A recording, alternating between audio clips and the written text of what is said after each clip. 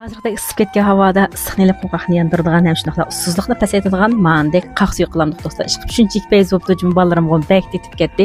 Unda bosbanda qanday qildimkin filmni tafsilat diqqat qilib biz birlikda o'ynamdik. Ma film yurak yulduzdan berib saqlamasanlar bak pushaymon qilsajmi dostlar. Ketalik materiallarimiz bo'lsa shaptul qiqi, o'riq qiqi, yerlik chilan, olqat mushan ishlasak bo'ladi. Yerlik yemish bo's uni ishlatib olsanglar bo'ldi.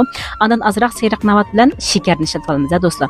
Uningdek mana materiallarimizni azroq tusilvatgandan keyin va yak un silvatsanglar bo'ldi. Buni pakiz 5-6 qatim yuvib pakizlab olamiz. Uningdan keyin qozonimizga to'kib oldik. Endi buningga men mushchinamda 3 chin suv qo'ydim. Bu suvni qo'yib endi buni qaynatib olamiz.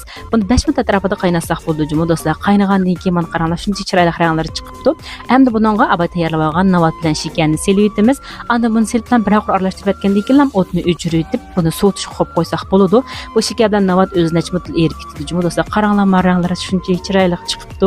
Mana endi tayyor bo'lib ketdi. Endi buni mishtaq chiroyli chaynaklarımızga ilib olgandan keyin piyolarimizga qo'yib ustiga maqaqlardan azroqdan silib buni yegach ichidigan bo'lsak shunchalik ussiga yegi boradi do'stlar.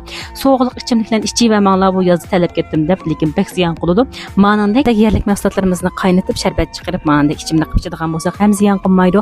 Buni tonatga silib muzlatib ichsak bo'laverdi juma do'stlar. U chaqda texim bek dedi.